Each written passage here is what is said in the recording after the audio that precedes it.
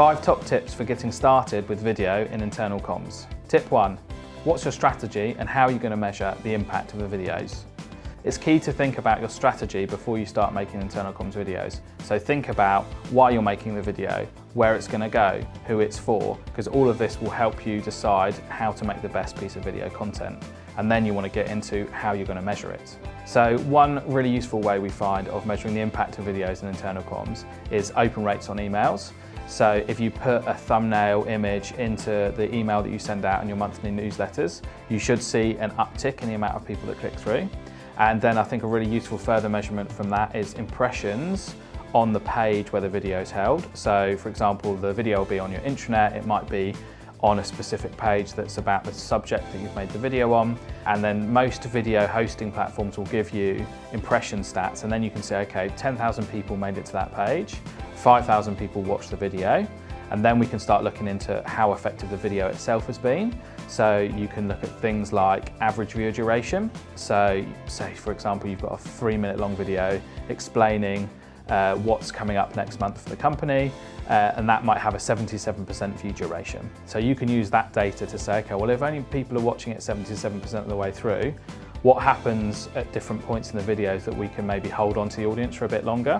So it's really useful to use that data to help inform your choices when you're making further videos. And then so also you can also see how many people have finished the video. And I think a really useful metric if you're pushing the data up the line, so if you're trying to show in a board management meeting how impactful video's been, you can use total view time. So one client we worked with spent quite a bit of money on video content over the course of a year, but we were able to say, look, across the company, 137 days worth of content has been watched that we've produced. So you know your employees have got eyeballs on that content for up to 137 days, which I think is quite, it's not the perfect statistic, but it gives an idea of how engaged people are. And then you can start going, okay, well, if people in this period are watching this much, how can I increase that to the next period, to the next period? And you can start integrating this into your overall stats on employee engagement. Tip 2, wow them early with induction videos. As we all know, new starters are most excited, so they're going to be really keen to engage with the content that you give them. And at this point, it's okay to make a bit of a longer video. So if you've got to explain the whole history of the company and you can't do it in 2 minutes, then you can take a bit longer and really help explain to these people who they're working for, what the vision is, why that matters to them. And you never know, you might end up with a company overview video and you could get some funding from marketing. Obviously, the induction video doesn't just go on its own, often combined with other things. So there'll be, contracts and documents and how to get onto the email platform and all this other stuff. So video can't just do this job of induction on its own. It's combined with other features. But I find what it can do is really help break up that induction process with little bits of video that help build that personality of the company.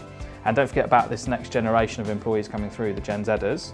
They're really keen to watch videos, they're going to be really keen to interact with video content. So, as the younger workforce is coming through from in their early 20s, they're going to be expecting to see video content right from the start.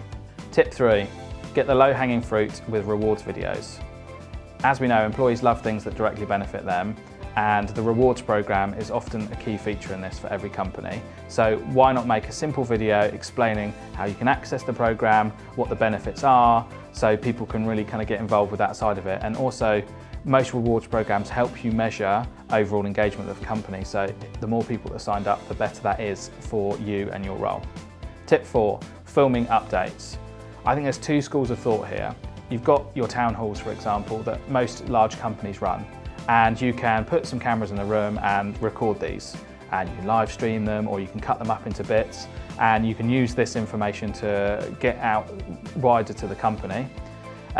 There's also another school of thought which would say you should create that content bespokely. So either record the town hall and give that information out to people. Obviously within a town hall there's lots of information that maybe isn't that relevant to everyone, whereas if you create a bespoke piece of content, maybe you can condense the key information from the town hall into a 5-minute video.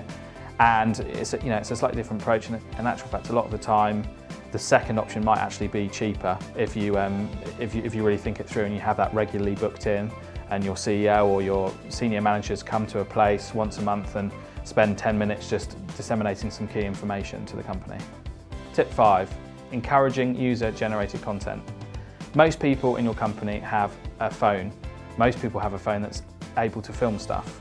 Most people have webcams, or they've got facilities to generate their own content. And I know most internal comms people would love more employees from the company to send in content they generated themselves. However, sometimes this can be a bit of a headache because the content's not filmed correctly, or it's difficult to manage. We've done projects in the past where we've worked with a company that have got 105 sites around the UK, and they wanted everyone, like most people from most sites, to send in a little clip of them saying, yeah, what's the 3 best things about working for the company? And we got hundreds and hundreds of videos.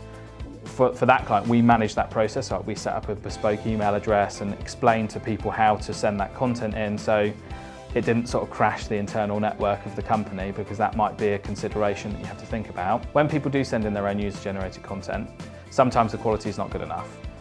As you can see here, within the frame I'm in, there's kind of a box above me and a box below me, and around what you can do on this thing is you can kind of have like a phone in the middle of the scene, and I guess I'll get my editor to put it there like this, and then you can put the user-generated content within that, which means that you can chop it about a bit and make it fit better, and then it doesn't affect the quality so much. So that's a good tip, or you can put it inside like a photo frame within the scene. So it's a way of kind of getting around that quality problem, especially if you're going to be playing the content back at, say, like a conference and it goes into a big screen or something. 3 quick top tips for filming your iPhone.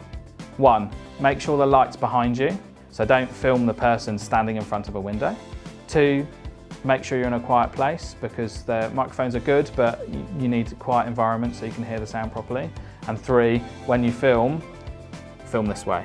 Don't hold your phone like this, hold it like this. Thanks for watching. I hope you found that really useful. I'd love to have a chat with you about your next internal comms video project.